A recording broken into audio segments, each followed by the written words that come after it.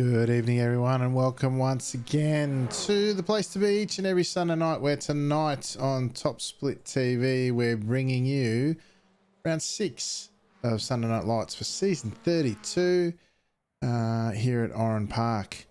One of the former great homes of Australian motorsport, which is no longer around other than in our hearts and here on iRacing on a Sunday night.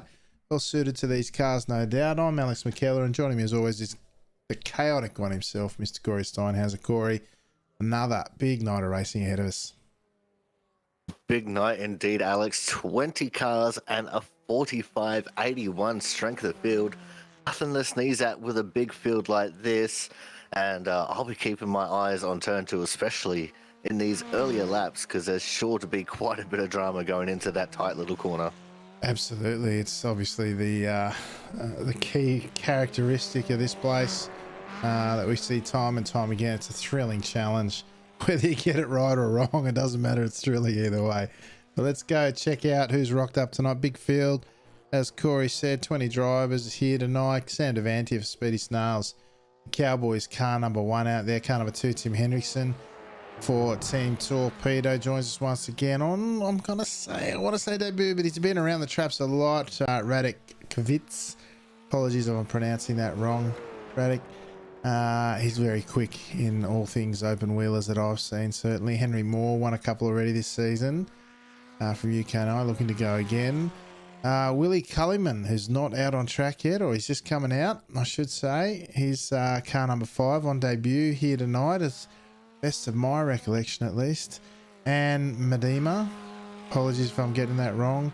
And again, solid performer in these cars and in the skips historically, as well as car number 6, Erwin Zomar, Skippy favourite for many seasons. He joins us here tonight for round 6. Once Lynn back for another crack at the title. He's car number 8, getting his laps down. Mitchell McLeod, who's yet to take the field, I assume he's coming from another race. He's car number 9, yet to get it out on track. Glenn Corrigan, Jim's Mowing Racing. He joins us again in beautiful green livery there. Fantastic job. One of the ANZ boys, Corey. That's exactly right, Alex. Coming up after him, car number 11 for Team Clowns Racing. It's the head clown himself, Asko Sorosky, and he is the last 5K driver in the field. And then we have Hideki Ogihara as car number 12. Great to see the Japanese driver back out here having a crack. Then we have Luke Witten as lucky car number 13 for Team Milo. Luke, always a hard-charging racer, and look to see him towards the front. I've got Edward Buchanan from Canada as car number 14. He is up at some ungodly hour of the morning. Great to see him out there, and a very interesting livery there too, the green, black and orange. Not one that I would have thought of myself, but it looks good on track.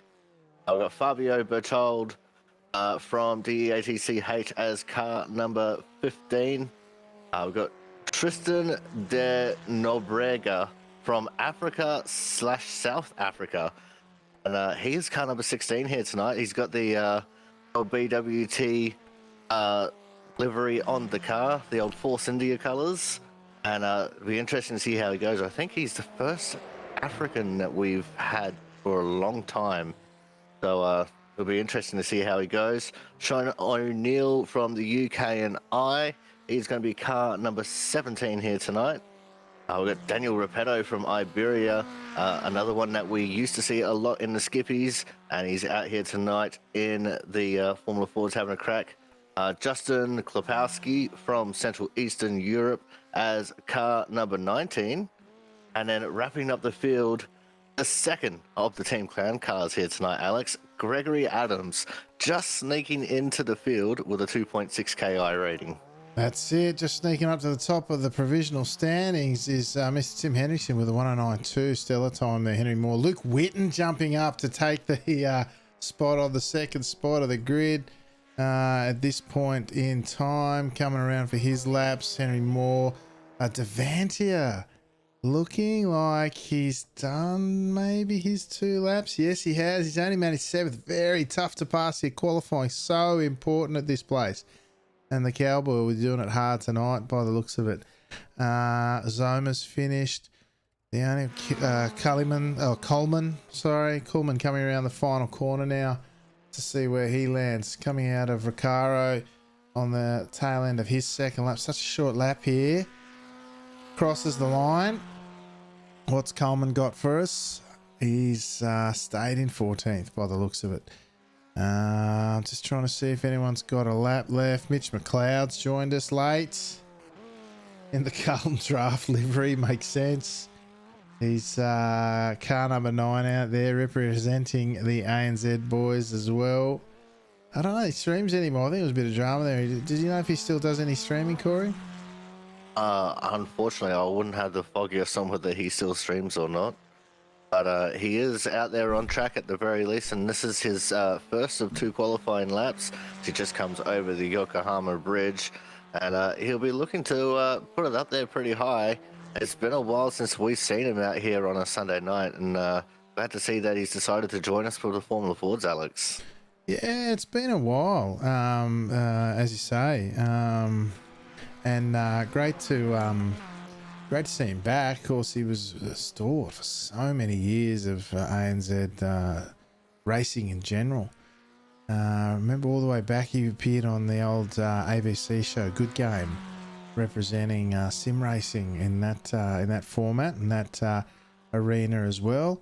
Nothing like getting the good word about the racing online out there. And McLeod, way back when Good Game was a thing, was on there, and of course continued to fly the flag for such a long time. These days, great to see him back. He's always been doing something right, because he's up around 5.5k I rating, Corey. Yeah, that's exactly right, Alex. A lot higher than when we last seen him. I think he's been doing a bit of GT racing. I vaguely remember after he had a couple of bad runs in the Skippy, he would go over and do the GTs.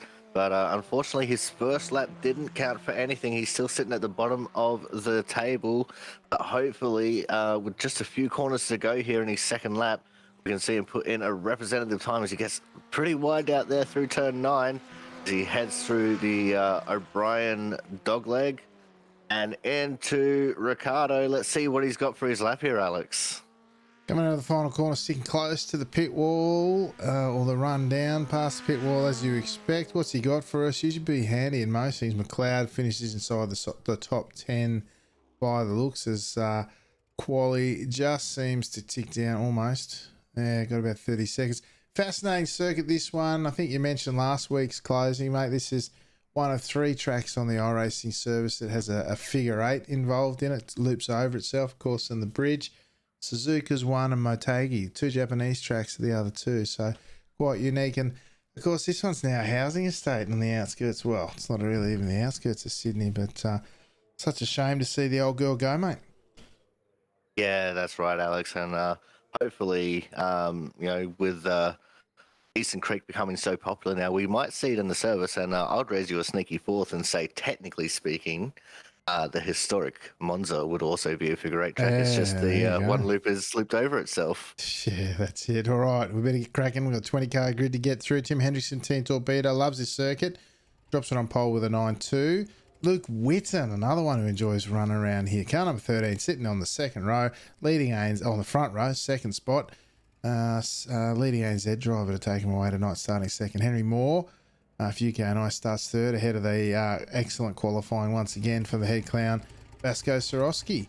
And Medema, who, as we said, can handle these things. He starts out of 5th tonight, third, joining Anne on the third row will be Hideki Ogihara for Team NRS. Sam Devanti, the Cowboy for Speedy Snail, starts out of 7th alongside him. Radek Vitz from the Czech Republic out of 8th. Mitchell McLeod joins us once again, starts out of 9th tonight on the 5th row alongside Mitchell will be Erwin Zoma. You want to see Ling for Swift Cooper racing out of 11th. Tristan de Nobrega from South Africa joins us out. Starts out of P12 tonight. Going over the page. 13th off the grid will be Fabio Bertold for TNT Racing. Alongside him, Jim Mowings, Glenn Corrigan. 15th off the grid will be Will Coleman.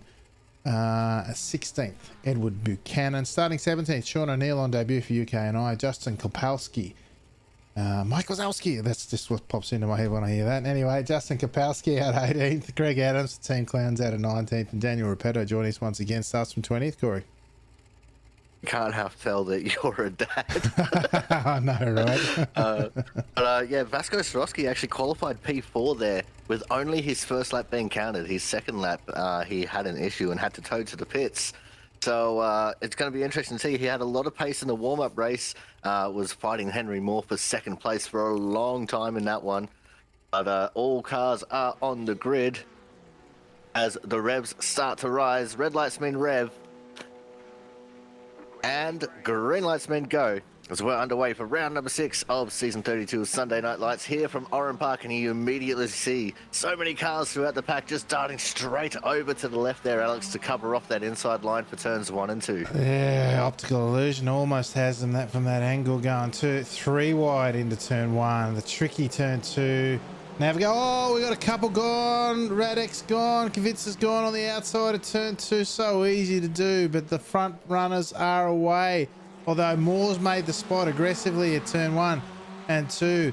Got the move done on Luke Witt, and Swarovski now sitting behind the green car of Luke Witt. Everyone loves sitting behind a green car, Corey. We know that. But our front runners looking to make the most of the good qualifying. It is so tough to pass here, particularly in these cars where draft is there, but it's not enough.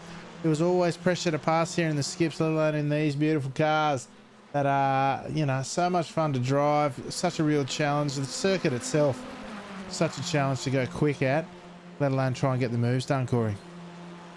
Yeah, that's exactly right, Alex. Turn 1 is one that I particularly have a lot of trouble in, no matter what car I'm driving in, just because of how unsettling it can be to just get it slightly wrong.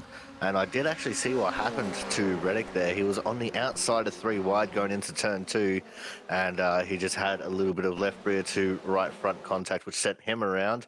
Not sure what happened to the other driver at the start of the race, though. But it's still Tim Hendrickson leading the way from Henry Moore.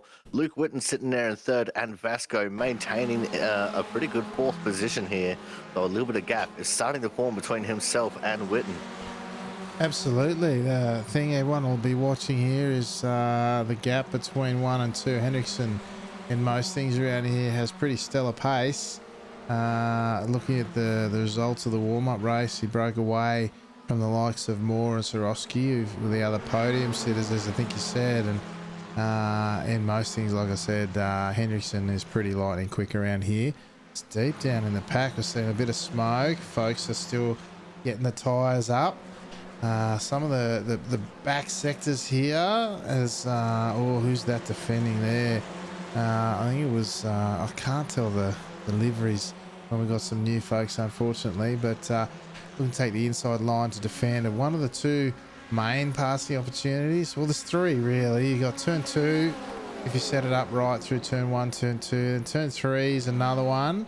It's this big pack in the midfield, streams through turn 2, and then turn 3, depending on what you make of turn 1 and 2, is behind these guys. We're about to see it. Bit of people thinking about making moves into turn 3, and then of course the final corner is the other opportunity. But to do this though, guys, you got to really string half a dozen corners together, force a mistake in one corner and potentially make the move 3 or 4 corners later. It really is a lot of strategy, really is a lot of skill involved, as the front 3 almost getting a sniff of a break. Swarovski clinging on. It's only half a second, I think, the gap there, but it looks a little bit more. In fact, it's Henry Moore and Hendrickson who have really got the pace on here, and certainly this front 4's broken the back of the rest of the field, Corey. Yeah, absolutely, Alex. I was just looking back at Medema and Devantia, and how far back away they are from just Swarovski. And it looks like that Sam, if he gets around Anne, he's going to have a very tough challenge trying to close that gap down. And this is not the easiest of tracks to really close down a gap of that distance. You know, not having downforce and, you know, no real drag. The slipstream effect really doesn't come into much here for these cars, even with how long of a straightaway the front straight is, where in a skippy you could usually see maybe a little bit of a cheeky inside move going into turn 2 with full draft assist.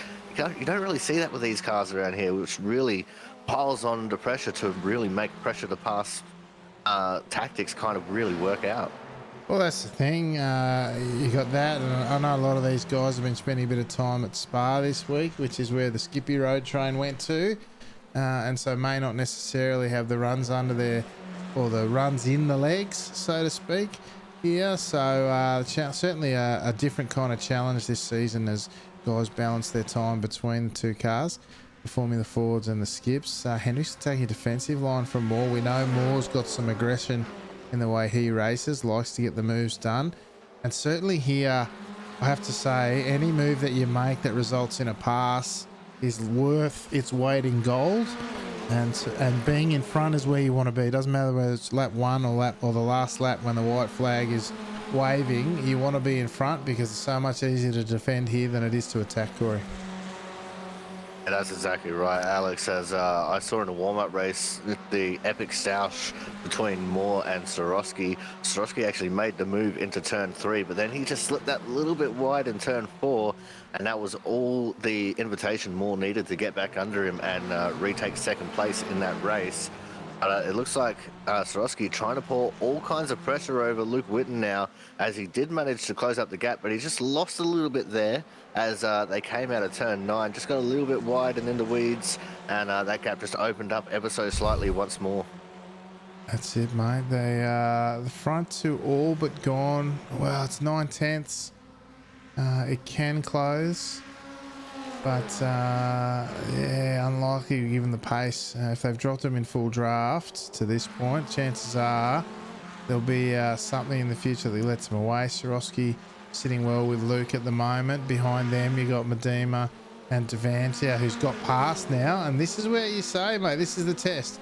Has Devantia, who's got pace for days in most things, has he got the legs to catch at least onto the back of Sorosky? Mitch McLeod now, he's up a couple of spots, running a lone race there in the Carlton Draft Mobile. You want to see Lynn, he's on a pack of 3 now with De Nabraga, and Erwin Zoma.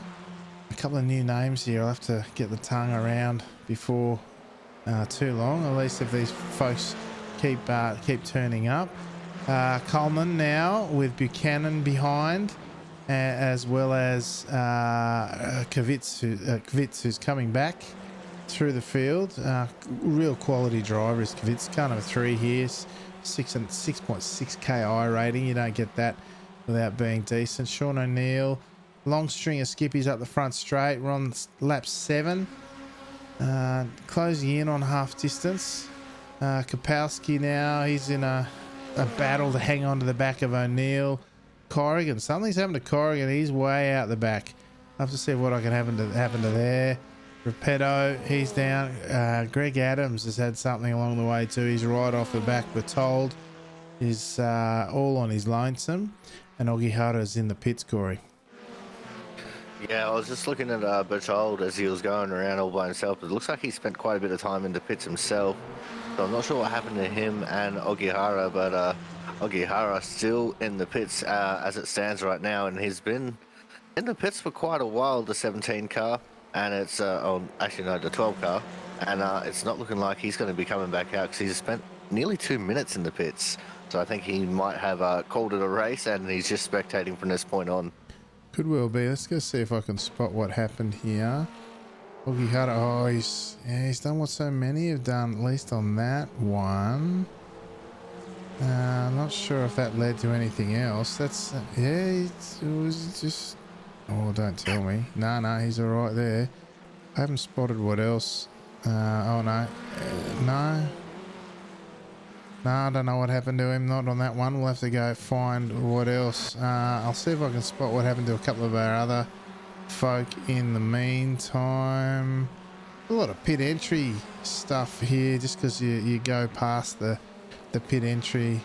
You run so close on that pit wall, the telemetry registers as pit entry. But meanwhile up front, Hendrickson's cleared out from Moore, who in turn has cleared out from Whitten, and Sorosky now with Witten without the benefit of the draft of the guys in front. Swarovski's closed up a fraction, or maybe it's just that the gap in between Witten and Moore looks more extensive. Oh, what's happened to Swarovski there? He looks like he's got a pretty poor run out of that final corner, and that gap is in fact opening up a bit. I don't know if he hooked it on the apex of that final corner. Very easy to do, Corey, as you come up the hill. Yeah, I think the weight transfer caught him off guard there in that final corner. He had a big drift coming out of the final corner. That's why he lost that little bit of time there. It was actually quite good to watch because the car control, for him getting it back under control and getting it back right up to speed again, was quite incredible to watch. But he's now got a little bit of an uphill battle, just trying to catch back up to Witten here. Normally the second half of the lap is a very strong point for Swarovski. That's where he made most of his time against Moore. And, you know, this time it's starting to bite him a little bit. So he might be just trying to push it that little bit too hard, which goes to show that the pressure can really go both ways when trying to make overtakes around here, Alex. Yeah, that's it. And of course, speaking of letting the rear run loose, Hendrickson did the same through turn 2 on the start of this lap, and that's seen Henry Moore close right up behind the Flying Dutchman. Perhaps another chance to make a battle of it. I spotted in the telemetry the second clown car having a moment through. We do that on lap 1 and you're likely to go 10-pin bowling, but thankfully because we're a bit later in the race, Adams has got through relatively unscathed, except perhaps a little bit of bruised ego there. But back up front, Hendrickson and Moore, they're nose to tail. Swarovski, as you say, has used that second part of the lap to get back on the tail of Witten. Devantier, let's have a look. Those doing Cowboy Watch, he's about 2.3 seconds behind Swarovski.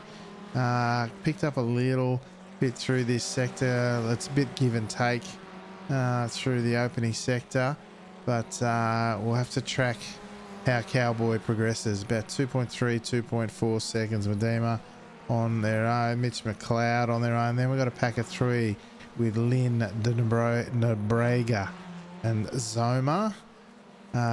Kavitz is a bit off this. He put the move last lap on Coleman behind. Hendrickson disappeared into another universe briefly there on the telemetry. He's had some dropouts recently, and look at this, side by side for the lead. Hendrickson rightfully takes the defensive line. Will Moore come underneath him? Not at this stage. The over-under can be effective there, but you got to set it up pretty well. And perhaps even this early in the race, after setting the fastest lap with a 108.7, Henry Moore not wanting to show his cards quite yet, Corey. No, I don't think he will, Alex. I reckon it's going to be a little bit later in the race. We are just a little bit past halfway. But, you know, Henry Moore is one who really likes to try and get that move done towards the end of the race. And those on Devantier watch, he just lost 5/10 to Swarovski on that last lap. A 108.909 to a 109.456. So I think at some point Devantier got a little bit loose and he lost a little bit of time as Swarovski all over the gearbox of Luke Witten here in the final sector coming up to Ricardo corner. And he might actually have the move on here for turn 2, Alex. Yeah, hang on. I was a bit behind. Side by side. Nah, he gives it up. And once again, they go through line of sight. Oh, but Swarovski now got the move done, as you say. Let's go get that in replay. Hang on. Want to see that one again. So often we get to see the catastrophes of Swarovski. This time I think Witten probably lifted out of that one, and Swarovski goes through on the inside, clean as you like that move. Maybe Witten, I don't know, maybe held off, maybe he thought it might be later in the race, might be the time. Meanwhile, Daniel Repetto has had a moment somewhere in the closing stages of his lap. I'm going to say he's grabbed a bit of grass, or he's hooked the inside, or the rear's just decided to become the front by the look of that. Again, thankfully not on one of the earlier laps, because that would have ruined many an evening. Meanwhile, Hendrickson's up front and driving very tightly with Moore hot on his heels, mate. Yeah, that's right. Moore still not looking like he's going to be set up for the move here. He's getting a great run as they come down into turn one. Nowhere to go with it though. He does slightly look over towards the inside to look like he's just trying to fill the mirrors a little bit of Hendrickson here, but couldn't quite get anything done. It's still Swarovski in front of Witten as far as the battle for third is concerned. And last lap, Sam Devantia clawed back 0.4 of a second on these two. So he's starting to catch up pretty quickly to the back of Luke Witten, but he might run out of time here, Alex, with just a sum of about 4.5 laps left to run in this race. Yeah, it could potentially be the case. I imagine the move that Vasco put on Witten last lap might have been that difference in time potentially. As running on compromised entry into turn one will do that. Meanwhile, interesting, Henry Moore, I've noticed in watching him, has this tighter, he turns in quite early and hits the apexes early in a lot of corners. Quite aggressive way to race. Speaking of aggressive, he shoots over to the left. He's kept tight by Hendrickson. They'll both be super tight. Will they be able to pull it up? Oh, a bit of connection issues for Moore. We might rely on with Hendrickson. Interesting one there. Now we've got a couple of crashes to have a look at. Coleman, he's coming up through 3 to 4. Is the rear gonna go? Yes, it is. Again, another common one here. Throttle control through there, very, very important. Joins the old karting track style entrance. Greg Adams, another one who's had another adventure by the looks of it. Oh, the old turn 2. Exit of turn 1. She drifts a bit wide. He opened up the wheel a bit too much. Had to straighten up to get the brakes on. Hangs on to it. No four-wheel driving this time round, but another trip round on the roundabout for Mr. Adams, Corey. Yeah, it's unfortunate to see Greg Adams having such a struggle around here with it being a fairly local track, but we're back at the front with Hendrickson and Moore, and Hendrickson again going very defensive. He's forcing Moore to go around the outside now. Let's see if he can cut down to the inside. Couldn't quite get there, as defensive once again is Hendrickson. But there's still a chance for a move here going into turn 3. Moore still very close, and he darts out of the mirror. Couldn't quite get the move done. He's just trying to play the long con now in the inner sanctum of the circuit, I'm going to call it. And it looks like Hendrickson just really got Moore's number right now with the defensive tactics at play.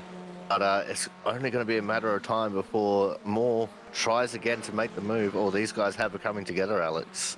Yeah, well, a matter of time, as you say. There's not much left. 3 minutes, which is about 3 laps, thereabouts, depending on when you cross the line. More now. He rapidly moves to the outside of the circuit. I thought he might have used that to come up the inside of the final turn, which is probably a last lap move more than anything. One where that's all you got left to do. Again, Hendrickson opens out to the left. Moore cuts even harder to the left this time. Sits in his tail, compromised. Swarovski will be licking his lips potentially. The gap now back to Swarovski down to 1.6 seconds. Where's Devantia? He's down to 1.6 seconds behind as well. Witten, yeah, Swarovski's got some pace to burn here. He was on pace with the leaders. In fact, 2 100s quicker than the lead pair in clean air last time round. Interesting. But these two up front continue their battle, Hendrickson and Moore. And of course, both of them taking compromised lines through 1 and 2 typically, which is where really the serves and volleys and big smashes and unforced errors and what have you are made. But certainly at this stage, it's all the blue and orange machine with proceedings going his way to this point, Corey, with about 1.5 minutes to go. Yeah, that's right, Alex. And just as they were coming under the bridge that time, I heard someone make contact with the tyre barrier just on the opposite side of the bridge. So, people are still having issues everywhere as big darting action going on between our leaders. And this is where Moore is starting to pick up the intensity now, as we thought he made a big move last time around. This one was big, and it was very late into proceedings. I don't think Hendrickson was prepared for him to try and make that kind of a move. So maybe he's just trying to unsettle him even more as they come over the Yokohama Bridge for what I'm assuming is going to be the penultimate time. My software is telling me we've got about a lap and a half left in this race. So we're coming up towards the last lap here, Alex, and things are about to intensify tenfold. We'll stick with these guys, but in the background, I know that Swarovski's had a moment, and Witten's gone through and he's now under threat from Devantia. Oh, it lied. We will briefly duck back and see that. Oh, Moore has. It's time for Moore's gone on the inside. He had the look and around he goes. Moore is now facing the wrong way. Trying to do a 13-point turn on the final corner. Henry, please. Hendrickson's gone. Swarovski's through on Witten side by side. They go into the final run through, is it? Swarovski side by side. The two ANZ drivers go. Both staring down the podium, both wanting at least second place as much as they get. And meanwhile, the third ANZ driver, Devanti, is coming into play. Swarovski takes the defensive line. Witten shows no interest, so Swarovski takes the racing line. Side by side is on the cars before this one is over. Swarovski leading the way up the hill over the bridge. That famous figure eight, epitomised by the run over the bridge. As we go through this challenging and technical infield section. Nose to tail they go, the ANZ drivers, all three of them in this one now. Swarovski leading the way. He's just got to keep the cool head to get it done. Oh, here we go. Witten showing the nose, the over, the under, the over and under again. What's he got for us? Surely he has a look. No, he doesn't. And it'll be Swarovski, winner of the ANZ. But the winner of the night will be Hendrickson as he crosses the line to take out another SNL event. Swarovski grabs P2 from Witten and Devantia, who's climbed up 3 positions to get where he did tonight in P4. Mitch McLeod's in 6th. Labroga. Radek Kavitz got back to 8th, which is where he started. Fantastic drive from the European driver there.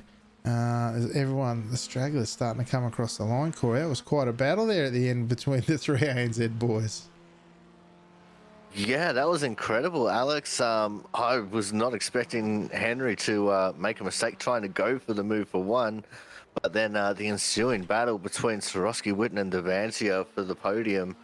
Oh, this is the stuff that you just can't even script. And these guys do similar stuff each and every single week, which is just incredible to watch as the last of the cars just coming across the line with Repetto and Berchold. And it looks like Repetto is going to come home in 16th with Berchold coming home in 17th. And with all that done, Alex, it's time for us to take a breather and go through the results. Let's do exactly that, mate. As we pull them up to take a look there, Tim Hendrickson, one of his favourite circuits, I think, at least by the way he races it and the pace which he's got. The Flying Dutchman for Team Torpedo took it out tonight, ended up winning by about 3.8 seconds. And then he could throw a handkerchief over the ANZ drivers there. Vasco Swarovski coming out on top of that little battle for Team Clouds. Head Clown finishing in 2nd. One of certainly his strongest performances in an SNL race, whatever category we've been running. Luke Witten for Team Milo, the 2nd ANZ driver here tonight, just 10th behind there. Witten in that race-long battle with Swarovski. But a podium, nothing to sneeze at, and certainly hopefully a big smile on his face. Sam Devanti, the cowboy, fought hard for his P4 here tonight. Walks away with a sum total of 3 I rating for his troubles as well, just quietly. The Speedy Snails driver fought very long and hard, as we said.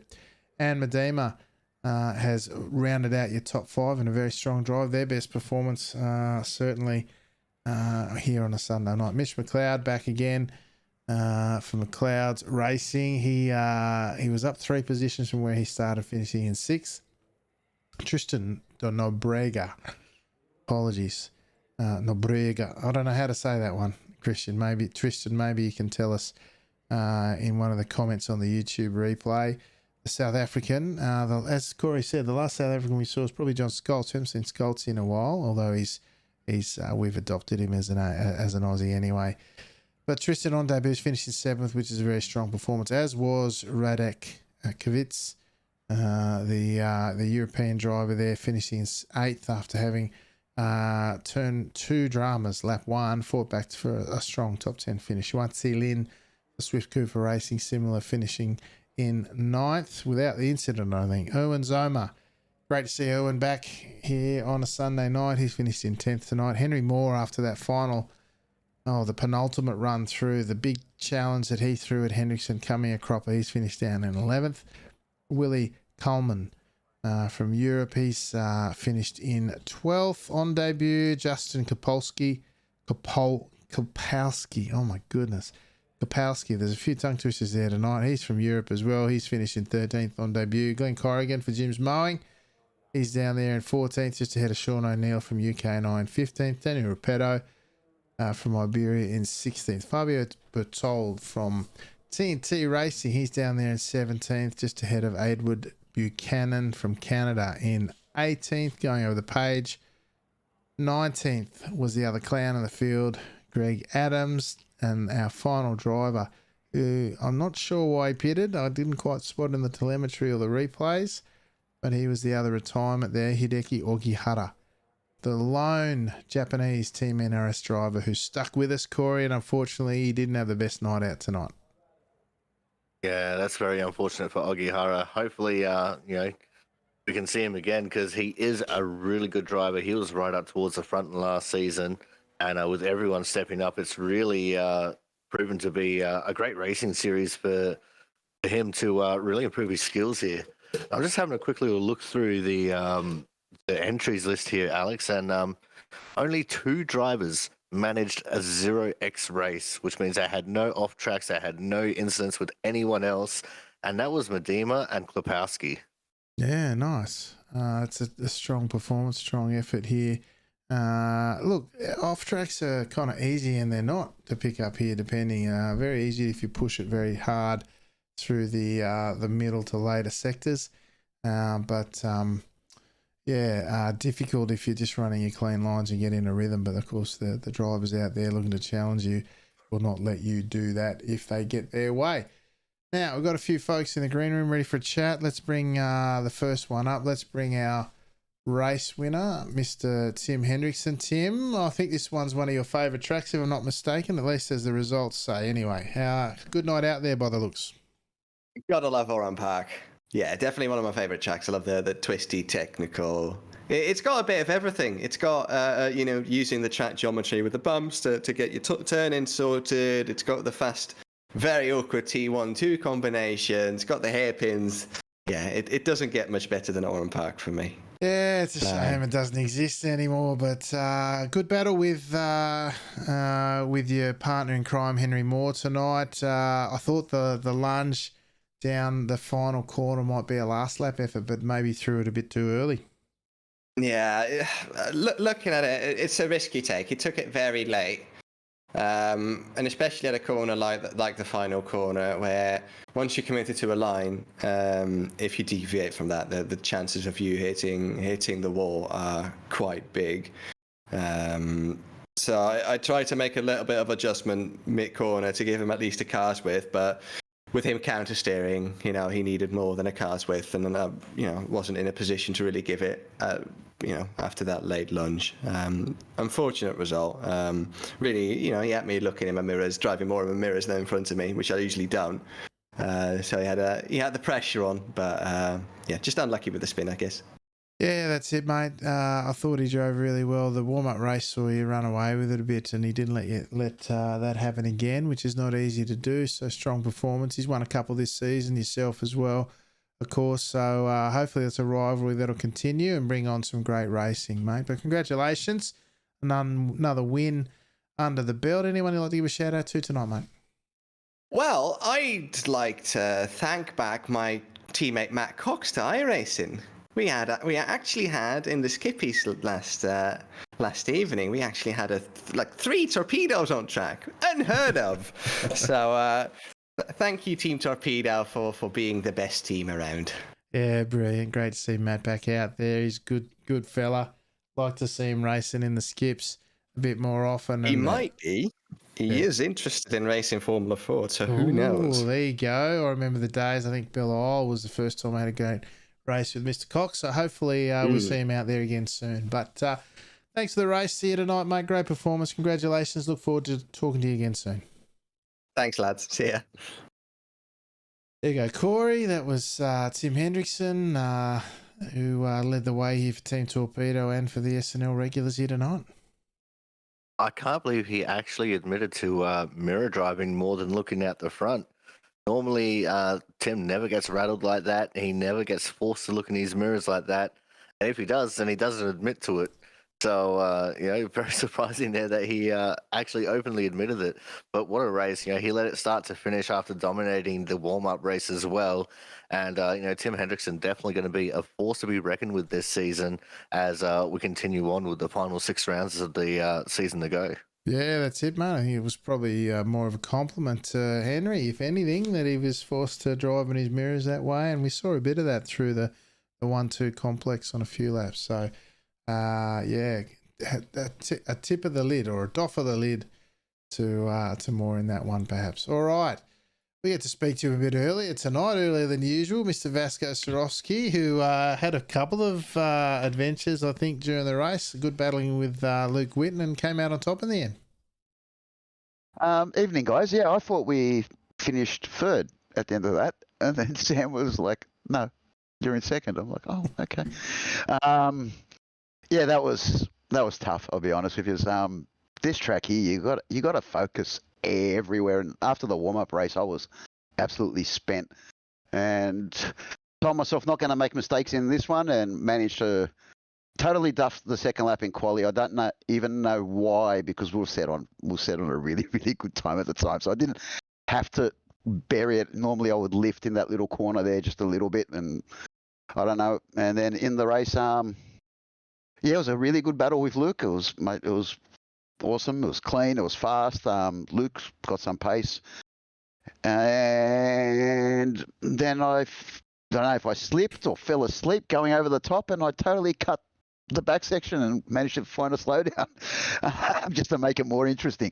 So, yeah, it was, like I said, it was really good. And Luke and Henry battling, I thought we had a chance, but I just made too many mistakes. I don't know if I held Luke up with them, but they were just little mistakes that creep in here and there, and it's enough. They're on it. They're lapping quick together as well, and even though they're battling, and those little mistakes are what cost you. So we got to get them out of our game. We want to move up, but yeah, it was good fun. It was very good. Yeah, that's it, mate. That's got to be, I think, probably equal with your best result here on a Sunday night. Yeah, sadly, that's as high as we've been getting. We want the next step. We really do. I don't know. We've got to get rid of these little mistakes because they're all costing. But that was fun.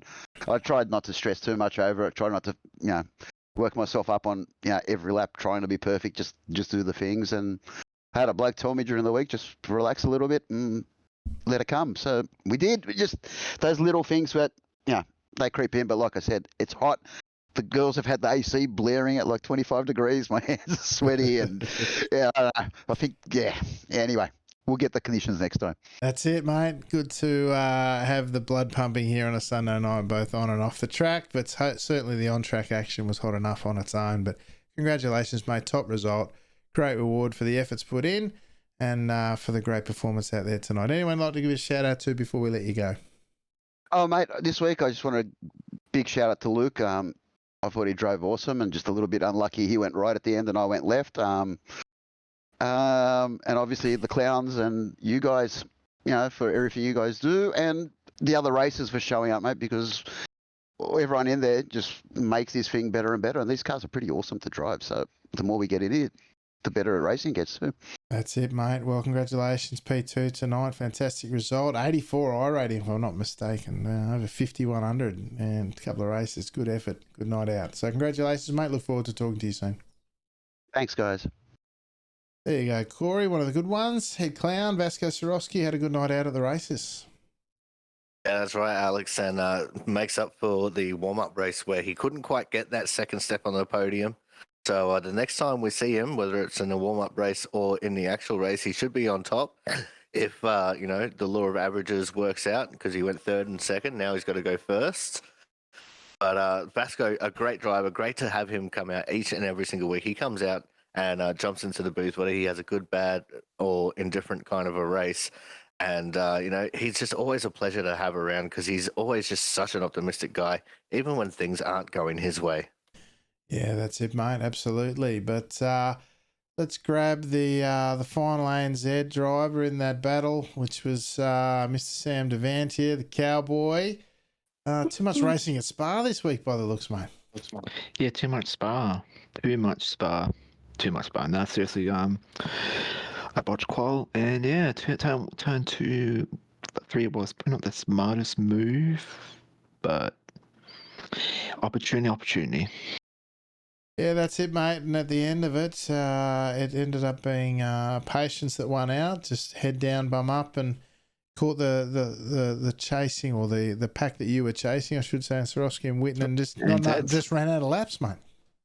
Nah, seriously, yeah, ran out of laps, but GG the Vasco and Luke on the ANZ podium. Pretty good today. Pretty good to see Aussie track again. Pretty good. Yeah, not too bad, eh? 2 out of the 3 spots on the podium, and P4 as well. 3 of the top 4 ANZ drivers at this hallowed ground of Oran Park. But yeah, yeah, thumbs down. Yeah, that's it. All right, mate. Well, good drive out there tonight. Congratulations. Anyone you'd like to give a shout out to? Just you guys, obviously, every single week. Obviously, what you said before, Spa, we had the Skippy ANZ Softs on Saturday night, 8:15 p.m., 10:15 GMT, every week, Saturday night. Yeah, that's a good little community event. Great to get behind, seeing the skips get some love like that, and good racing as well. But congratulations again, mate. Look forward to talking to you soon. Yep, see ya. There you go, Corey. That was the Cowboy, Sam Devantier. He strong performance again. I'm wondering if it's not quite the season that he wanted. Good points, no doubt, but not quite what he needs to take it out. Yeah, it seems that he's just been that little bit off the pace this entire season. So I'm not sure what's been going on behind the scenes because last season he was lightning quick. He was absolutely up there with all the Japanese drivers. But hopefully he can get it turned around because half the season's gone. We've got only half of it to go. And he really needs to start putting in some pretty good results if he wants to have a crack at the title. And, I just personally hope that he can have a crack at the title because it'd be great to see an AusNZ champion once more. That's it, mate. That's it. Now, final person who's dropped in for an interview is Mr. Henry Moore, who's in it up to his eyeballs right until he wasn't.